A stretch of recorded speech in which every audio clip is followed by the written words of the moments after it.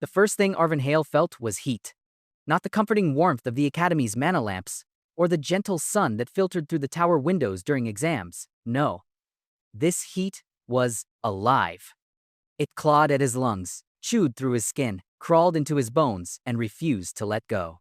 He lay on shattered stone in the middle of Astra Magic Academy's central courtyard, staring up at a sky torn open by something that should never have made it through the barrier. The demonic raid hadn't been announced. There were no drills, no sirens. One moment, students were laughing, trading snacks and gossip. The next, a rift split the air and vomited out creatures from nightmare-horned silhouettes, jagged teeth, blue fire that burned without smoke. Arvin hadn't been on the front lines. He hadn't been anywhere important. He'd been where he always was, on the edge of a crowd, holding a stack of books no one would borrow from him, hoping no one would notice him long enough to mock him. Then, the first explosion hit. Now, his vision trembled, framed by the jagged outline of the Academy towers. The proud silver banners of Astra hung half-burned, still carrying the crest of a star wreathed in mana. Students ran past his crumpled body, some screaming, some channeling spells, others frozen with shock. No one stopped. A flame-wreathed demon, all bone spikes and molten eyes, loomed over him. It wasn't even one of the stronger ones. He knew that in a detached, almost ridiculous way. An E or D-class fiend, the kind instructors described as manageable threats during lectures.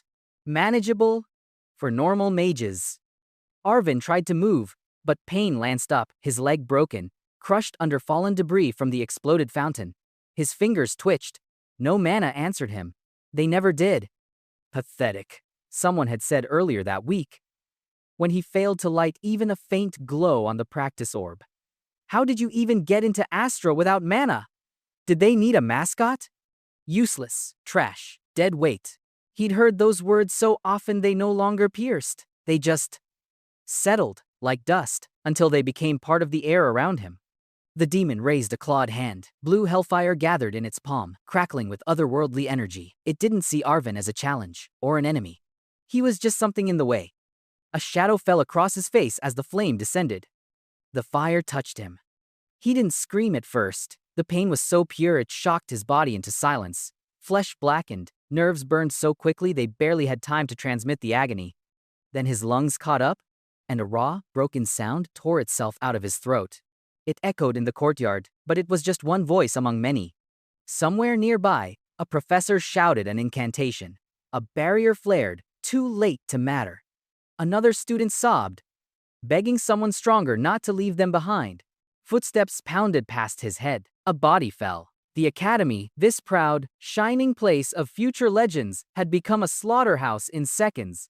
And Arvin Hale, student of Class C9, was nothing but collateral.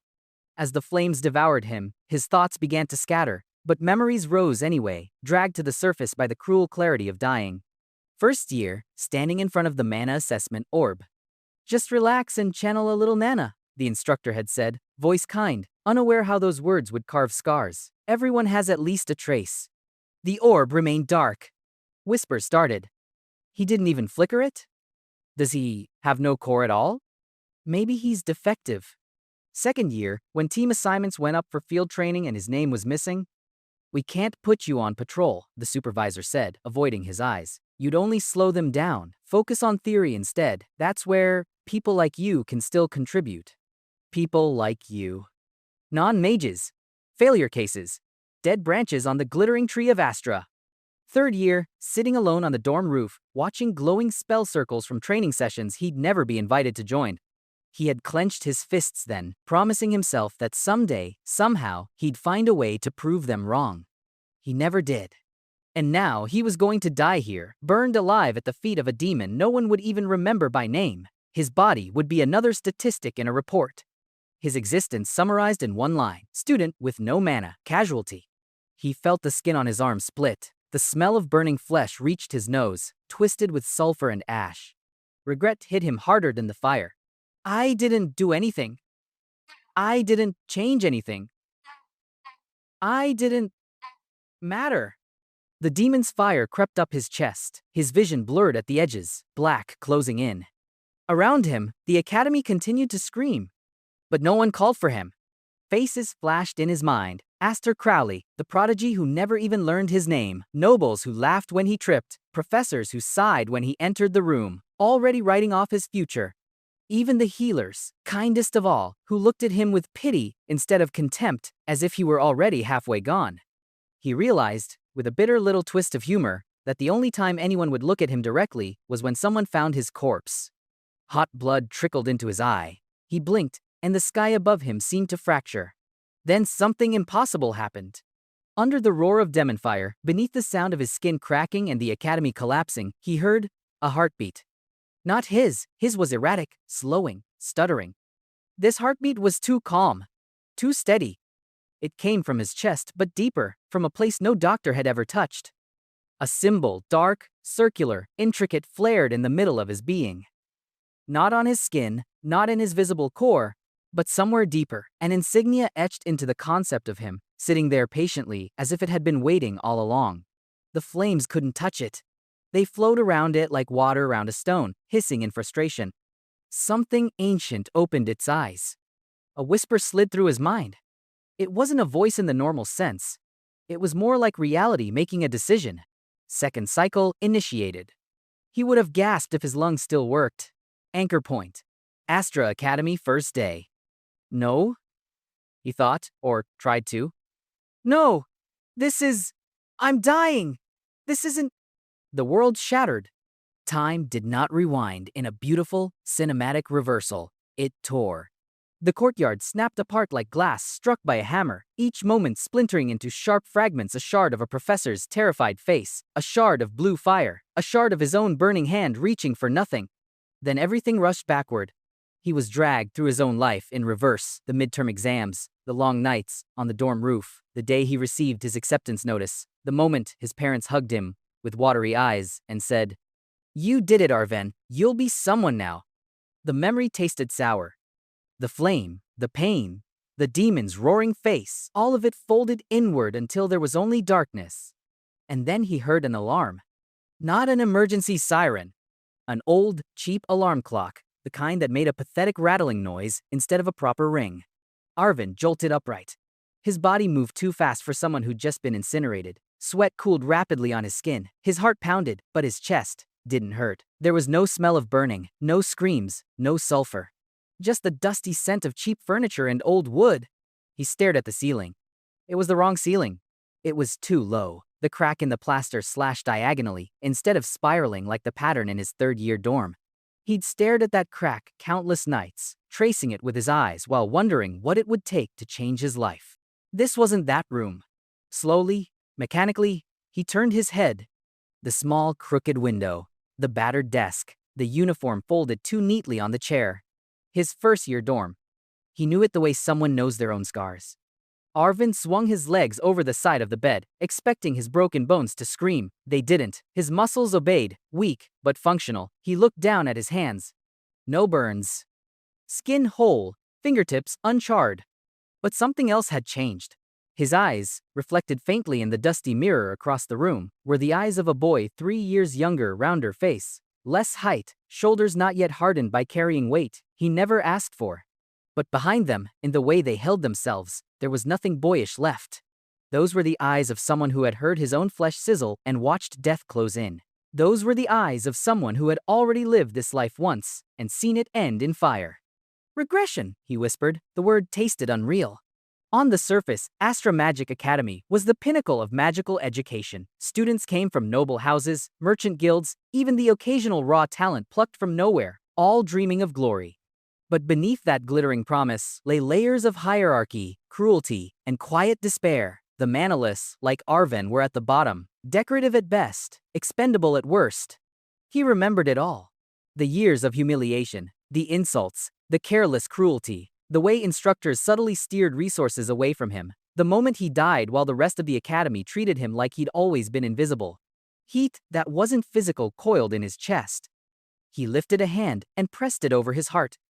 There it was, not a physical mark, but a presence, the sigil that had awakened in his final moments. Second cycle, an impossible system, something beyond the Academy's neat classification of attributes: fire, water, light, shadow.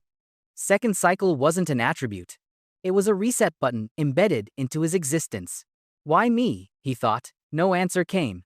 But it didn't matter. The first time he had been dragged along by fate, stumbling through days, hoping the world would eventually see him, it never did. It chewed him up and discarded him without ceremony. This time, the weight was different.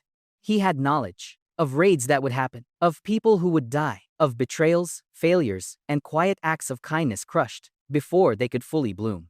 He had rage, cold and coiled, no longer hot and wild. And he had a choice. The Academy would still call him trash. They would still laugh when the mana orb stayed dark. They would still whisper behind his back and push him aside when danger came. Let them. Their contempt had killed him once. Now it would feed him. Arvin's lips curved not into a warm smile, but into something small and sharp. This time, he whispered into the empty room, voice steady, calm in a way that didn't fit a 16-year-old's face. I won't beg you to see me. Memories of burning flesh flickered at the edges of his vision. The feeling of being ignored as he died settled like iron in his lungs. This time, he said, fingers digging into his shirt over the silent pulsing sigil of second cycle. I'll become something you can't ignore. Not a hero. Not a legend. A monster. One that walked their halls, sat in their classes, smiled when it was convenient, and remembered every face that ever called him worthless. The morning light slipped through the window, weak and ordinary. Arvin Hale stood up. The day he lost everything had just become the day he started taking it back. The morning Arvin Hale woke in his first-year dorm for the second time in his life, the world seemed quieter than it should have been, too quiet. Like reality itself was holding its breath, waiting to see what he would do with this impossible gift. His heart was still racing from the nightmare of flame and death, but when he looked down at his hands, they were unburned, young, soft, pathetic again. But something beneath the skin wasn't. He could feel it. A pulse, a warmth, a vibration that had no right to exist inside the body of a manaless failure. Arven sat up slowly, fingers trembling as he pressed over his sternum. The moment his palm touched the center of his chest, a shock rippled through him, not painful, but deep, like a drumbeat echoing in the marrow of his bones. A sigil flickered beneath his skin. Black, circular, alive. The same symbol that awakened moments before his death. Second cycle, he whispered. The name wasn't written anywhere, yet he knew it as clearly as he knew his own. He closed his eyes and focused, pulling on the faint warmth like tugging a thread. The reaction was instant. His entire chest tightened, breath catching as something inside him unlocked with a muffled snap. Mana foreign, raw, colorless, flooded his core. Except, he didn't have a core. He never had one. The Academy called him a dud, a student with no mana affinity and no inner reservoir. But now something sat where that emptiness had been. Not a normal core. Not anything allowed. It was cold, hollow, endless. A forbidden core. His eyes snapped open. Impossible. Forbidden cores were myths. Ancient records said they once belonged to warlords who could drain kingdoms dry, absorbing mana from earth, air, even people. The Empire had banned them 300 years ago. Executed anyone born with one. Purged every ritual related to it. No one should even know they existed. Yet one pulsed quietly under Arvin's skin, awakened by his death and dragged back through time just like his soul. He swallowed hard. If anyone at Astra found out, he didn't want to imagine the execution, the experiments, the chains. He forced himself to breathe. Slow, controlled. Test it, understand it, then hide it. Arvin placed both hands on the desk and steadied his heartbeat. He pulled the smallest, weakest thread of the strange energy into focus. The air shifted. Dust motes on the desk trembled, drifting toward him like grains of metal drawn to a magnet. His breath caught again, but he didn't stop. Not yet. He reached deeper. The forbidden core responded. It didn't channel mana the way normal cores did. It devoured, pulled everything into its emptiness. Mana in the air, residue in the wood, even faint traces lingering in old spell burns. He felt every drop dissolve into his core, swallowed whole. Then something darker happened. His own life force flickered, reacting to the pull. His veins tingled. His heartbeat stuttered. Arvin jerked his hands back with a gasp, nearly collapsing to his knees. So that was the danger. He could absorb anything. Even himself. He wiped sweat from his brow, breathing hard. This isn't a blessing, he muttered. It's a monster. But it was his monster. And for the first time in 2 lives, he had power. A knock rattled his door, startling him so hard he nearly manifested the core again. He froze. Arvin, the entrance ceremony starts in 10 minutes. Don't be late again, or Professor Hellman will give you detention. It was just another first-year student, someone who barely remembered his name in the last timeline. He steadied his breath. I'm coming. As footsteps faded, Arvin looked at his reflection in the dusty mirror. Same weak body, same forgettable face, same hair that refused to stay neat. But his eyes had changed. Not physically, no glow, no strange symbols, but the look inside them was colder, sharper, a hint of a predator staring through a prey's body. He forced that look to fade, forced his shoulders to hunch a little, relaxed his jaw, slowed his breath. He bent himself back into the shape of the failure everyone expected to see. A mask. One he intended to wear better than any noble played politics. Blend in, he told himself. Stay small, forgettable, unthreatening. He stepped out into the hallway. Students rushed past, chatting, laughing, buzzing with excitement about the Academy's future heroes and prodigies. Arvin moved quietly through them, just another shadow in the crowd. Until a group of nobles blocked the stairwell. Reinhardt Voss. The same boy who mocked him, tripped him, used him for laughs, until the day Arvin died. The boy who didn't even remember Arvin's corpse after the raid. Reinhardt smirked. Hail. Still breathing? Maybe Astra really does accept anyone. Laughter rippled around him. Arvin's fingers twitched. His forbidden core reacted to the hostility like a beast lifting its head, sensing prey. The mana in Reinhardt's body shimmered in Arvin's perception a bright, arrogant flame. So easy to extinguish. All Arvin had to do was reach, tap, pull. His hand rose an inch. Then he stopped. Not here. Not yet. Reinhardt was nothing. A mosquito buzzing in front of a storm. Arvin forced his expression into something nervous. Sorry, I didn't mean to get in your way. Reinhardt shoved past him. You always are. Arvin let himself stumble, let himself look weak, let the laughter scrape against him like old wounds reopening. Because he remembered how the original timeline went. He remembered every insult, every humiliation, every moment the Academy taught him he was worthless. And he remembered how it all ended with him burning alone while everyone else lived. Not this time. As the entrance ceremony began, Arvin stood among the sea of hopeful faces, listening to speeches about brilliance and potential and future heroes. All lies. Because behind the light of Astra Magic Academy was a darkness no one wanted to acknowledge. Elite students manipulated rankings, nobles monopolized resources, professors played favorites, monsters slipped through cracks. And in the deepest shadow, a boy with no mana held a core that could swallow the world. Arvin lowered his gaze, hiding the flicker of cold determination. This time, I'm not here to survive. I'm here to rewrite everything. He clenched his fist over his chest, where the sigil pulsed.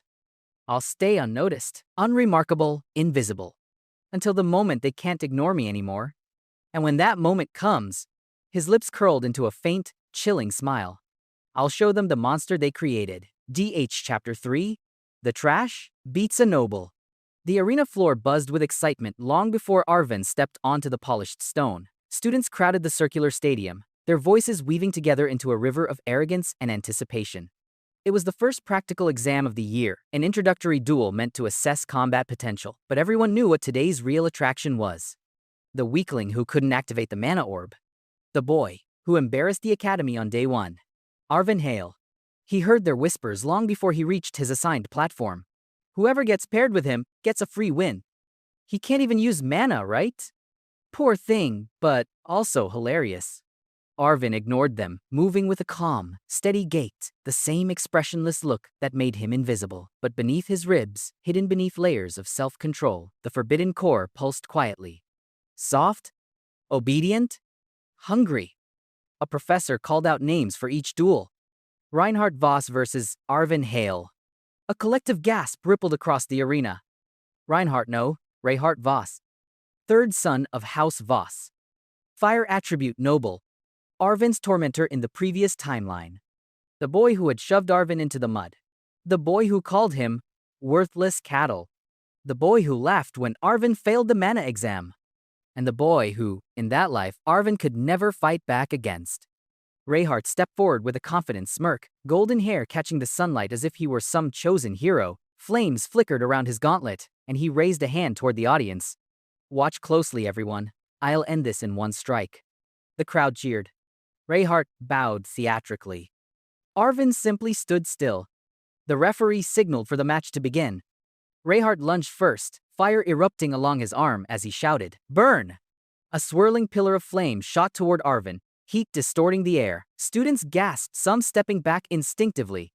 Fire spells weren't allowed to cause lethal damage, but the intensity of Reinhardt's mana made the attack look anything but safe.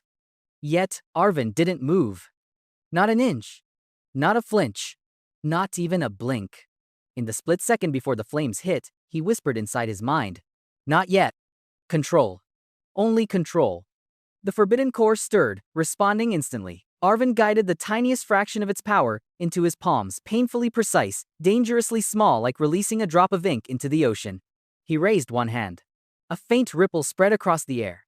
The flame vortex collapsed. The attack crumbled into embers, extinguished like a candle in a storm. The arena fell silent. Reinhardt froze mid-stride, eyes wide. What?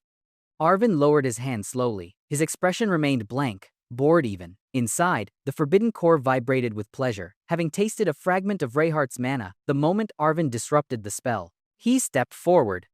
Reinhardt stumbled back. "Stay away, you trash." He launched another fire spell, this one sharper, hotter, reinforced with noble fury. The flame sliced through the air like a burning whip. Arvin slid his foot back, not in retreat, but in measured balance, and touched the flame with 2 fingers. It vanished. A whisper of smoke curled upward from his fingertips, harmless. Gasps erupted everywhere. How did he cancel noble fire magic? Did he train secretly? No way! He couldn't do anything yesterday. Reinhardt's lips trembled. You're cheating. Arvin tilted his head, eyes cold. Is that what you think? Reinhardt roared and charged, fist blazing like molten metal, but Arvin moved first. A single step, a single motion, clean, effortless. His foot slid behind Reinhardt's heel. His palm drove into Reinhardt's sternum. The noble's breath escaped in a strangled gasp. Reinhardt flew backward, crashing into the barrier wall hard enough for the sound to echo. Silence swallowed the arena. Arvin didn't chase, didn't gloat, didn't even look satisfied. He simply stood there, letting the dust settle around him, his breathing calm and unbroken. The forbidden core hummed beneath his ribs, sated with the mana it had stolen during the exchange. Reinhardt groaned, clutching his chest. How? How did you? You had no mana. Arvin walked toward him, each footstep measured and quiet. When he reached Reinhardt, he crouched slightly and whispered so only the noble could hear.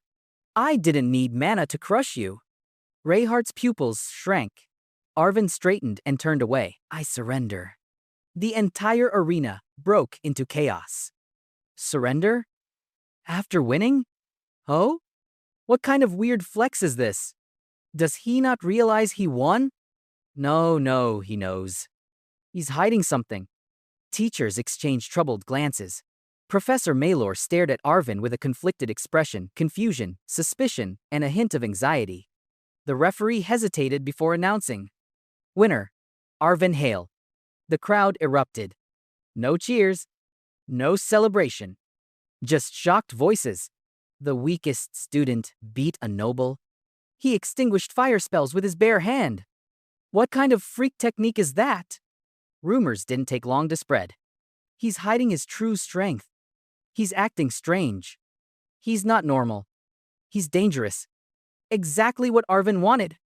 As he walked off the stage, he kept his expression blank, even when students moved aside instinctively, creating a path for him as if he carried a plague. Their fear brushed against him like warm wind, and he liked it.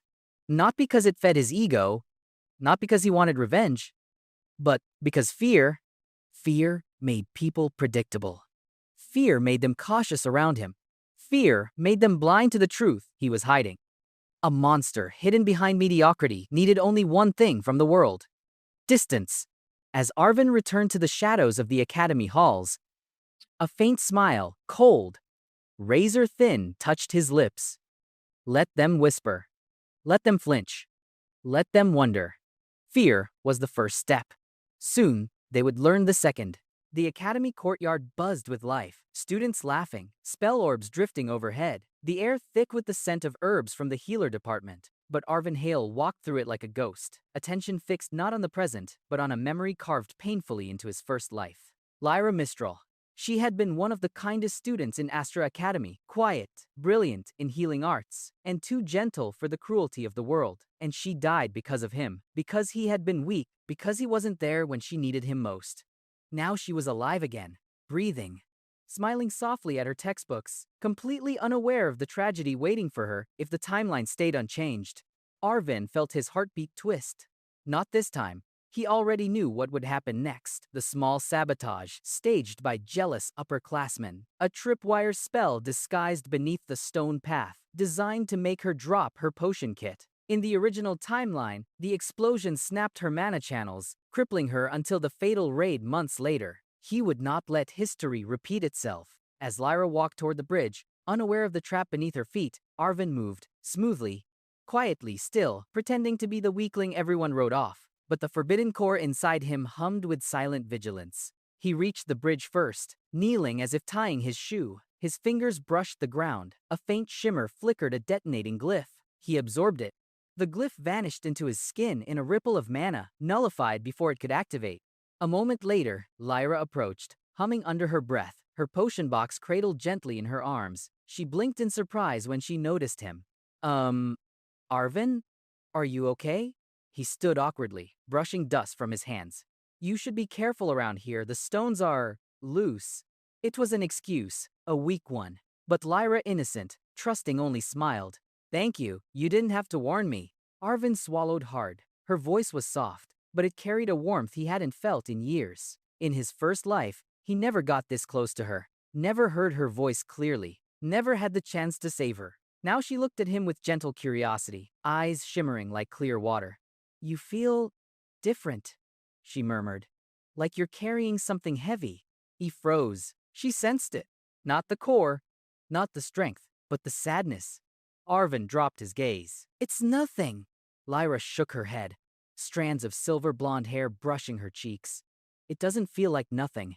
For a moment, the world felt painfully fragile. Arvin forced himself to breathe, to speak without his voice cracking. I won't let anything hurt you this time. She blinked. What? Nothing, he said quickly. Just take care. He stepped past her, afraid he had revealed too much. But when he glanced back, she was still watching him, eyes gentle, confused, touched. Saving her healed him in ways he didn't expect. A piece of his scarred heart loosened, just a little. But the moment he turned a corner, a dark silhouette slipped into view on the rooftop above, a figure who had witnessed everything. Arvin Hale, the observer murmured, eyes narrowing. Why did you interfere before the trigger activated? Someone had noticed. Someone who knew the timeline wasn't supposed to change. The announcement hit the first years like a shockwave. The Underground Beast Trial, a survival exam buried beneath the Academy's foundations, where students were released into a magically compressed forest crawling with mana-warped creatures. For most, it was a nightmare dressed as a test. For Arvin Hale, it was an opportunity disguised as fate. He walked into the stone elevator with the others, head lowered, shoulders rounded, the picture of a nobody praying not to die. But inside, the forbidden core pulsed quietly, hungry, curious, alive. When the elevator doors opened into the forest's artificial night, Arvin stepped into shadows thick with the scent of damp moss and breathing danger. The trial's rules were simple. Survive 1 hour, collect 1 beast fang, don't die. Instructors claimed the creatures were manageable, but Arvin knew better. Magical compression warped time and density. Even weak beasts became unpredictable under such pressure. Their mana twisted, their instincts sharpened. Perfect for testing his power. He slipped away from the crowd, moving deeper into darkness until the forest swallowed all sound. Only then did he exhale and touch the core. A ripple spread under his skin, a silent invitation. Corrupted mana in the air shivered and drifted toward him like iron filings drawn to a magnet. The moment it touched his aura, it dissolved, absorbed instantly. His fingers tightened. It worked. He pushed deeper, seeking something stronger. A rustle overhead, a low growl. Then a beast lunged from the branches, a corrupted wolf with bone-like protrusions and eyes glowing sickly green. Arvin didn't dodge. He stepped into its attack, placed one hand on its skull, and whispered in his mind, "Devour."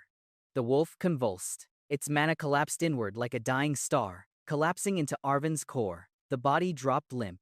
mana empty, like a puppet with its strings cut. Arvin inhaled sharply as power surged through his veins, sharpening his senses, tightening his muscles. Too easy, too intoxicating. He pushed further, drawn to a deeper zone where the forest grew unnaturally still, where even corrupted beasts refused to enter. The ground trembled softly. A shadow detached itself from a stone pillar. 4 glowing eyes opened. Rank A Shadow Chimera. A monster that had killed full squads of second years in the original timeline. It studied him lazily at first, until it felt something in him that didn't belong in a first year's body. Its fur rose. It hissed. Arvin smiled faintly. Perfect. The chimera struck, melting into shadow and reappearing behind him with a swipe meant to tear him in half. But Arvin was already there, hand trailing through the creature's aura, siphoning mana with surgical precision. The chimera recoiled, shrieking as parts of its shadow body collapsed into smoke. Arvin didn't chase. He moved calmly, almost gently, stepping through its attacks, draining its mana bit by bit, leaving the beast weaker, slower, more desperate. When it attempted its final pounce, he caught it by the throat, lifted it with one hand, and crushed its core between 2 fingers. The explosion of mana vanished into him. Silence fell. Arvin stood alone, chest rising slowly, eyes half-lidded as the forbidden core expanded, evolved, rearranged itself inside him in ways no human core ever should. Unseen in the trees above, a crystal recording orb floated silently. An upperclassman watching through it whispered, horrified, "That wasn't a student. That was a monster." By the time Arvin returned to the trial entrance, empty-handed to maintain his disguise, rumors were already spreading. A hidden monster. A shadow predator. Someone the Academy wasn't prepared for. Arvin kept his head down. But inside his chest, the forbidden core purred awake and very, very hungry. Aster Crowley found him before the rumors did. Arvin had barely returned from the beast trial when a sharp gust of wind cut across the courtyard, clean, precise, colder than the evening air should allow. Students turned instinctively, their chatter dying as a tall figure walked through the academy gates with the casual confidence of someone who never needed permission to exist. Aster Crowley. 4th year. The strongest student in Astra Academy's history. And the one person Arvin never wanted noticing him. Aster stopped directly in front of him, dark hair fluttering in the wind, eyes narrowing with razor-sharp interest. "You," he said quietly, "did something down there." Arvin kept his posture slouched, eyes down, expression dull, his perfect disguise. "I don't know what you mean." Aster stepped closer. Too close. His mana flared not violently, but with the weight of a storm gathering behind a single breath. It pressed against Arvin's skin like an unseen hand testing the shape of his existence. "You're lying." Aster's voice softened, but that only made it more dangerous. "Your presence flickered. It wasn't normal mana. It wasn't even human." His eyes sharpened. "You absorbed something, didn't you?" For a split second, Arvin's forbidden core stirred, reacting to the threat. He forced it down, burying it beneath breath and bone. He didn't answer. Aster smiled. "Good, stay quiet. It makes this easier." Without warning, he turned, walking toward the abandoned arena behind the west wing. "Follow me," he ordered, not bothering to look back. "I won't ask twice." Arvin hesitated. He could refuse, but that would only make things worse. Aster Crowley didn't make recommendations. He made inevitabilities. So Arvin followed. The arena door slammed shut behind them, sealing the dust-filled chamber in silence. Aster tossed his jacket aside, rolled his shoulders, and stretched his fingers, cracking the air with faint bursts of mana. "This is simple," he said. "You and I fight. I learn the truth. No one else gets involved." Arvin exhaled slowly. "And if I say no? Then I assume you're dangerous," Aster replied calmly, "and deal with you accordingly." Arvin lifted his head. So be it. When the duel began, Aster moved like a blade, sharp, disciplined, perfect. His first strike sliced the air where Arvin's neck had been a breath earlier. His second shattered the floor in a burst of condensed force. Arvin dodged everything, quietly, effortlessly, with just enough clumsiness to look believable, but just enough precision to avoid death. Aster noticed. His expression shifted confusion, then intrigue, then something closer to hunger. "You're holding back." Arvin didn't reply. He kept moving, letting Aster attack, letting dust fall around them in slow-motion spirals, letting the gap between first year and legend blur into something unnatural. Aster stopped suddenly. His eyes widened, not in fear, but in realization. "Your footwork, Your reaction time. You're not below me. His voice dropped. You're hiding above me. Arvin froze. He hadn't meant to reveal that much. Slowly, Aster exhaled, a grin tugging at the corner of his mouth. Incredible. Then, unexpectedly, he lowered his stance, sheathed his mana, and extended a hand. Join me, Arvanhale. Whatever you are, whatever power you're hiding, we can use it. This academy is rotting from within. Together, we could reshape it. The offer hung in the air like a loaded spell. Arvin stared at the hand. A lifetime of memories, mockery, betrayal, abandonment, death flickered through him like lightning tearing through a sky. In his first timeline, trusting others had been his downfall. He stepped back. No. Aster didn't flinch. But something flickered in his eyes. Respect? Amusement? The kind of fascination one had when discovering a wild animal that looked back without fear. I see. Aster let his hand fall. Then I'll watch you. His voice deepened, turning from curiosity to promise. Closely, constantly. Until I know whether you're the doom of this academy. He stepped past Arvin, brushing his shoulder. Or its only salvation. The arena lights flickered. Arvin stood alone, the forbidden core pulsing like a second heartbeat. And for the first time, he realized he wasn't the only monster awake in Astra Academy. Night settled over Astra Academy like a thin veil, soft enough to look harmless, yet every shadow felt sharper than it should. Arvin Hale sensed the difference immediately. The air itself felt wrong. Too many unfamiliar mana signatures drifted through the halls, laced with corrosion, coated with malice. This wasn't the academy he remembered from his first timeline. Something. His regression hadn't just given him a second chance. It had altered the timeline itself. Evening classes ended, and students spilled out in noisy groups, laughing, complaining, weaving through torchlit pathways. None of them noticed the figure leaning casually against a pillar, hood low, posture relaxed. But Arvin noticed. Because the stranger's mana didn't belong here. It pulsed like a dying heartbeat. Corrupted, artificial, soaked in the ritualistic darkness used only by underground guilds. He blended in perfectly with the students, even wore the academy uniform. But his eyes betrayed him. Too sharp, too observant, too hungry. A scout.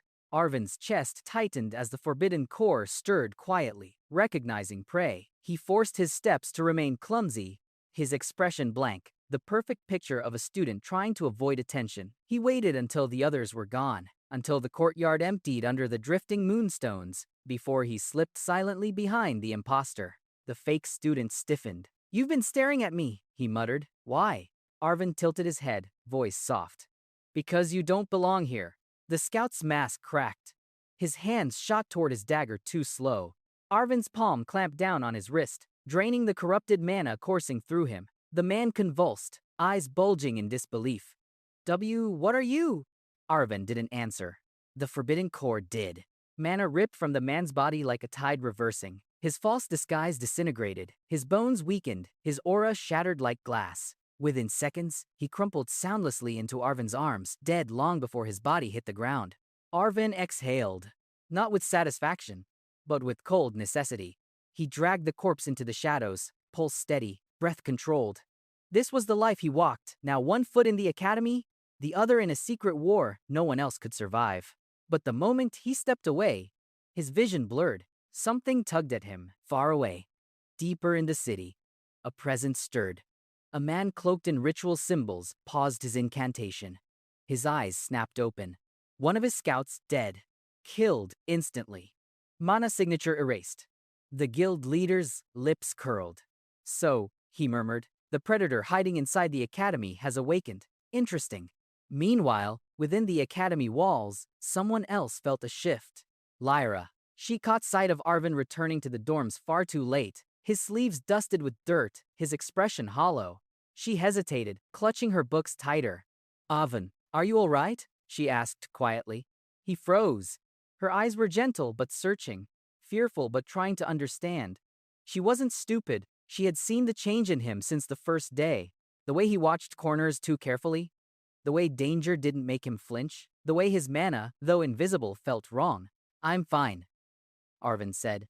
It was a lie, and Lyra felt it. Her lips parted as though she wanted to push further, but she didn't. She simply whispered, "If something is hurting you, you don't have to carry it alone." Arvin looked away. Alone was the only way he could carry it. He watched her walk off, her silhouette small under the lamplight, and for the first time since his regression, the weight of the double life he carried pressed against his ribs like a tightening chain. He had enemies in the shadows. He had secrets clawing at the surface. And now, someone who might suffer for standing too close. Arvin clenched his hand over his chest as the forbidden core vibrated like a warning. The dark guilds were moving. And so was the monster inside him. The midterm festival should have been harmless bright stalls, lining the courtyard, students laughing, instructors pretending they weren't exhausted. In Arvin's first life, this day had been forgettable. A simple celebration before exams crushed everyone's hopes. But this timeline was no longer the one he remembered. Halfway through the festivities, the sky cracked. A sound like tearing metal ripped across the air. Students froze, heads snapping upward as a jagged wound opened above the academy, a demonic gate, glowing with violet fire and dripping with malice. Arvin's blood turned cold. This never happened before. Demons erupted from the rift in a furious scream. Winged fiends, hulking brutes, shadow-born beasts, far too many for an academy barrier to handle. Panic crashed through the festival grounds. Spells flew wildly as the instructors desperately tried to regroup. They were already overwhelmed. Arvin didn't hesitate. He slipped away from the screaming crowds, ducking behind a collapsing stall. Then, he let the mask of weakness fall away. The forbidden core surged to life, flooding his limbs with impossible strength. His skin tingled, darkening faintly as the core pushed into every vein. A demon lunged into the alley where he hid. Arvin's hand shot out, catching it by the jaw. Mana erupted from the creature's body, draining into him in a violent rush. The demon shriveled, collapsing into dust. Without a sound, another screech echoed behind him. A second monster leaped down from a broken balcony. Arvin didn't even look. He vanished, reappearing behind it in a blur of shadow. A single touch drained its life force dry. He moved through the academy like a phantom, killing in silence, cleaning up where instructors fell, erasing threats before they reached the students. He didn't fight like a mage. He fought like a natural disaster, efficient, quiet, terrifying. But someone else was watching. Aster Crowley, standing on a shattered staircase, witnessed a flicker of motion in the smoke, too fast, too precise. He squinted, pushing his mana senses to their limits. Then he saw it. Arvin stepping out of a demon's corpse, eyes dimly glowing, aura twisted in a way no human core should ever produce. Aster's heart clenched. That thing is Arven? Horror mixed with fascination. But Arven didn't see Aster. He was moving toward the library tower because that was where the building collapsed seconds earlier. And Lyra was inside. Arven sprinted through falling debris, ignoring flames licking at his clothes. He tore apart the rubble with inhuman strength, chunks of stone ripping free like paper in his hands. His fingers bled. His breath came harsh and feral. There beneath a broken pillar, Lyra, barely conscious, trapped, blood running down her cheek. Arven reached her, his hands shaking. She looked up at him through blurry eyes, whispering his name. But when she saw what he'd become, his shadow unsteady, his aura vibrating like a starving beast, her breath hitched. Not in fear, in heartbreak. Arven, what happened to you? He didn't answer. He lifted the stone, crushing her leg, muscles straining with monstrous force. The core growled inside him, wanting more mana, more bodies, more darkness. He carried her out through smoke and flame. And as they reached the courtyard, dozens of students turned toward them. Their eyes widened. They didn't see a hero. They saw the silhouette of something not fully human, dripping with mana that didn't belong in this world, a creature that devoured demons and walked untouched through fire, a beast wearing a boy's skin. Arven froze, breath trembling not from pain, but from the crushing knowledge. He'd been seen, truly seen, and there was no going back. The academy was still repairing itself. Pieces of collapsed stone floated in the air as restoration mages guided them back into place. Students whispered in tight circles, replaying the horror of the demonic gate. Yet every rumor circled back to the same terrifying question. Who saved them in the shadows? Who carried Lyra from the rubble like she weighed nothing? Who walked through demon fire untouched? Arven avoided all of it. He kept to the back corridors, head lowered, trying to swallow the monstrous hunger still coiling in his veins. The forbidden core pulsed beneath his ribs like a second heart, restless, ravenous, alive.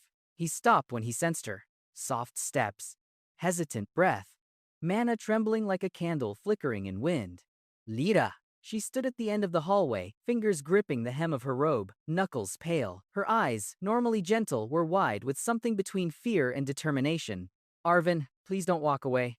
He stiffened. Not this conversation. Not her. Anyone but her. Lyra took a small step closer, the hallway lights reflected in her eyes. And for a moment, Arvin wished he could turn back time again far enough to erase the part where she saw him tear through demons like they were made of mist. I saw you, she whispered, voice trembling. In the flames. When the demons attacked. Arvin's breath stopped. I saw your eyes, she continued. Your aura. The way the shadows bent around you. The strength you shouldn't have. The strength no one should have. Her voice cracked. She looked like she might collapse. Arvin closed his eyes. There it was. The inevitable rejection. The disgust. The fear. The same reactions that filled his first life. The ones that carved him into something cold and empty. You don't have to say it, he said quietly. I know what I looked like. A monster. Lyra shook her head sharply. No, you don't understand. Her steps quickened. Before Arvin could retreat, she grabbed his wrist, her small hand burning against his cold skin. I wasn't afraid of you. He flinched. She swallowed hard, tears gathering but refusing to fall. I was afraid for you. Because you were alone in that fire. Because you fought like someone who expected to die. Arvin's throat tightened painfully. You should stay away from me, Lyra. You saw what I am. Yes, she said, voice breaking, but she didn't let go. And that's why I can't leave you. Then she moved. So fast he barely processed it. She threw her arms around him, pressing her forehead against his chest. Her entire body trembled, fragile and warm, and painfully human. Arvin froze. He didn't remember the last time someone touched him without fear, without disgust, without pity. In his first life, he died alone, burned alive, while everyone ran past him. And now, this girl, the one he saved, the one who shouldn't have seen his secret, held him as if he deserved it. Her voice was barely a whisper against him. Even monsters deserve to be saved. Arvin felt something shatter quietly inside him. Not the core. Something older. Something human. His hands hovered uncertainly before he gently rested them on her back, terrified of breaking her, terrified of needing her. But reality didn't care about moments like this. Outside the corridor, in the deeper layers of the city, a dark presence stirred, eyes snapping open as a scout's dying memories rippled through the guild's mana network. A girl. Golden hair. Blue robe. Healing aura. She saw the predator. A slow smile curled on the guild leader's lips. So, he murmured, the monster has a witness. And just like that, Lyra Mistral, who hugged Arvin as if he were worth saving, became the most hunted girl in Astra. The night the Dark Guild finally moved, Astra Academy woke to hell. No warning, no barrier alarms, just a violent tremor that split the sky with cracks of black lightning as cloaked figures poured through ruptured wards. Shadows twisted unnaturally, whispering spells that tasted like blood and rot. Their target wasn't the academy itself. It was Arvin Hale. The Devourer King has awakened, one assassin hissed, voice echoing through the corridors. Find the vessel, claim the core. Arvin felt the moment they stepped onto campus like cold fingers dragging across his spine. The forbidden core reacted instantly, pulsing with a hunger he struggled to suppress. He slipped away from panicking students and vanished into the smoke-filled hallways. A blade flashed behind him. Arvin caught the assassin's wrist mid-strike. The man's eyes widened a fraction before his mana corrupted. Oily was ripped from his core and devoured into Arvin's chest. The body collapsed silently. Another came from above. Arvin moved like a shadow, snapping its teeth, dragging the man into darkness, absorbing his life in a single breath.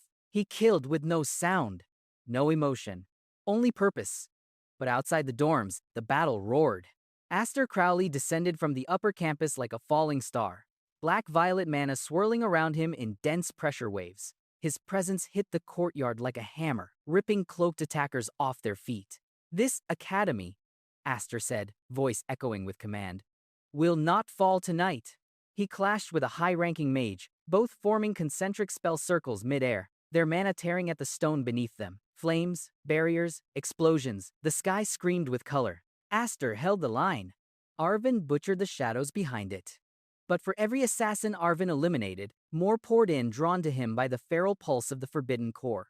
Their whispers reached him even as they died. Devourer King, your resurrection begins. Return to us. Arvin ignored every word, until he heard a scream he couldn't ignore. Lyra. His heart seized. He sprinted through the courtyard, the world blurring around him. Students scattered as he tore open rubble, leapt over collapsed walls, and crashed into the west corridor. He was too late.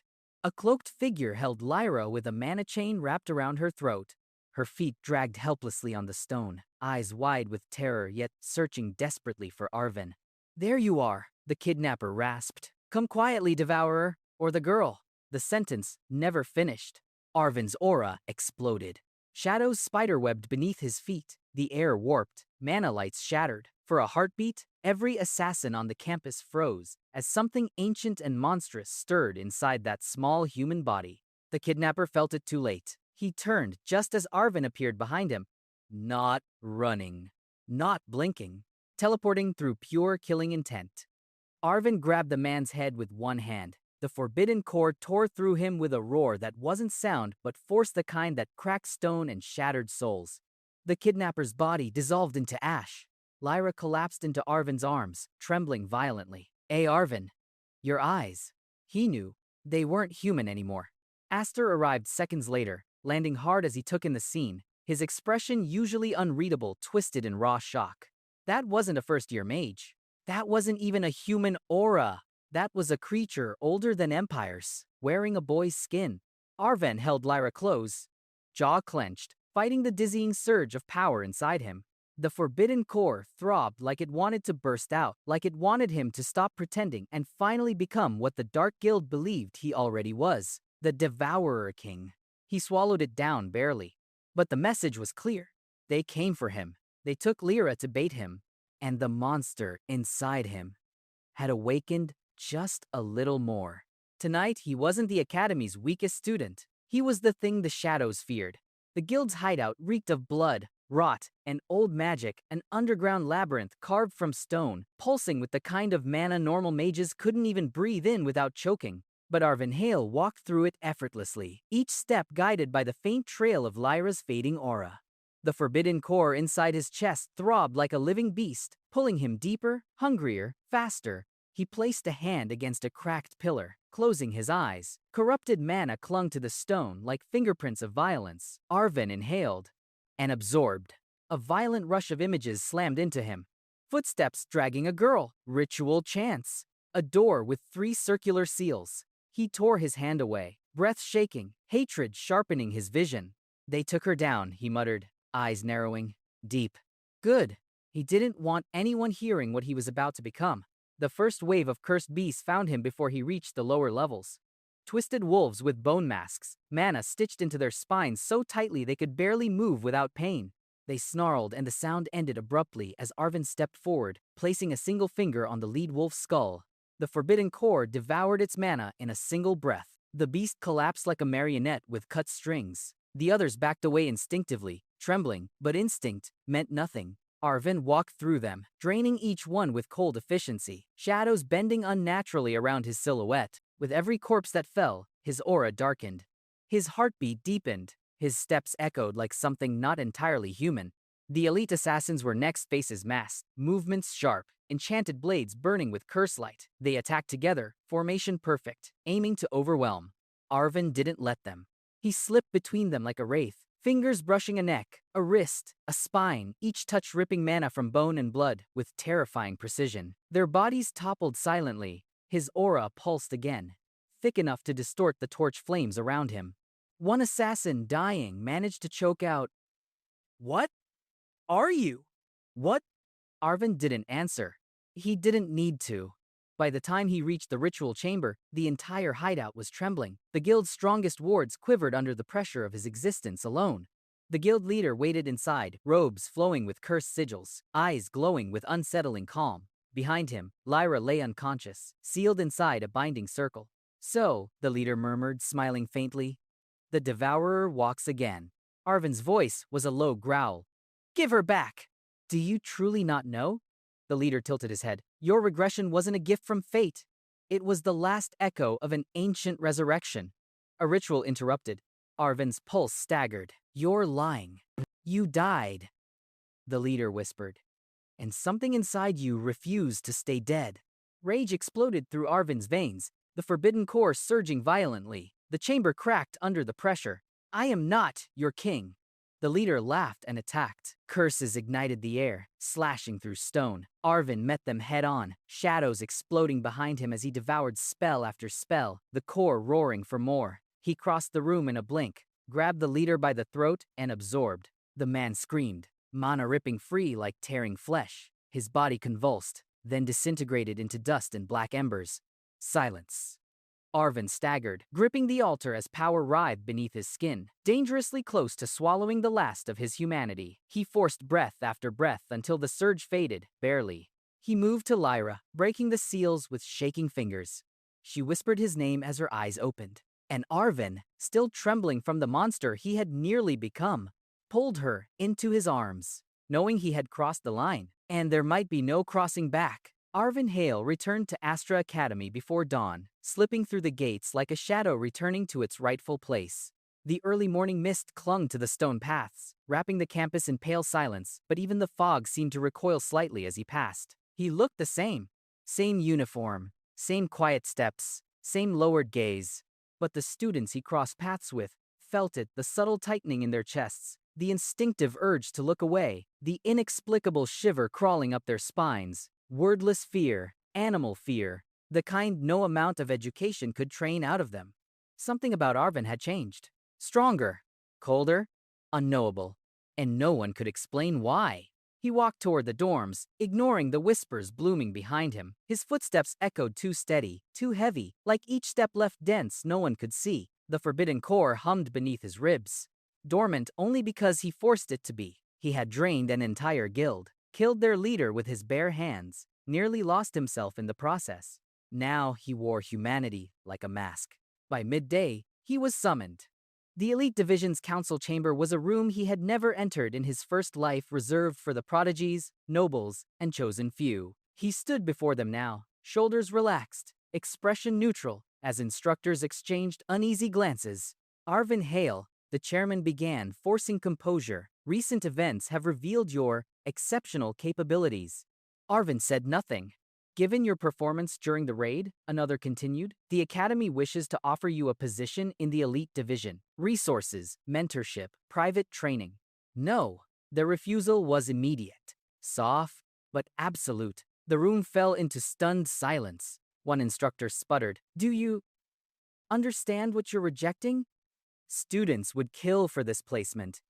One instructor sputters placement. Arvin lifted his gaze just enough to meet theirs. Students who belong in the light. I don't. A faint chill swept the room. He continued, I work better in the shadows, quietly, unseen. One of the council members swallowed. Are you implying you wish to remain anonymous? I'm saying I'm more useful when people underestimate me. A voice spoke from the doorway before they could argue. He's right. Aster Crowley stepped inside, arms crossed, eyes sharp with the clarity of someone who had already seen the truth. Every instructor straightened unconsciously, as though the Academy's strongest student carried weight even they couldn't ignore. Aster's gaze locked onto Arvin. This Academy survived because of people who don't stand on the stage, he said. People who fight where no one looks. Arvin Hale is one of them. The room stiffened, offended. And more than that, Aster added, voice lowering, he is our real guardian, whether we choose to acknowledge it or not. Arvin's expression didn't change, but something flickered beneath the surface. He didn't want a title. He didn't want recognition. He simply wanted control. The power to ensure the tragedies of his first life never repeated. When the meeting ended, Arvin walked out alone, until soft footsteps hurried to catch up. Lyra, her healer's robes fluttered in the breeze, her face still pale from everything she'd witnessed, but her eyes were steady, steadier than his. You refused the Elite Division, she said gently. Yes, you'd be safer there. Arvin stopped. So would you, he replied. She hesitated for only a breath, before stepping closer.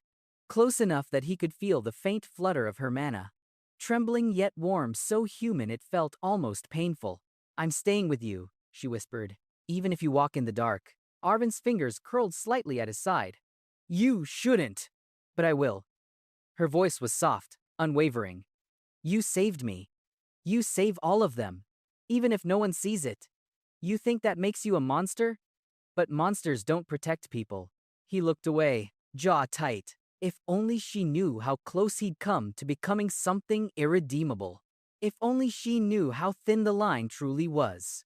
But she stayed. Side by side, they walked back toward the academy courtyard, students bustling, unaware, laughing under a sky that could have been blackened if not for the boy who refused to step into the light. A monster lived under Astra Academy now, but he was their monster.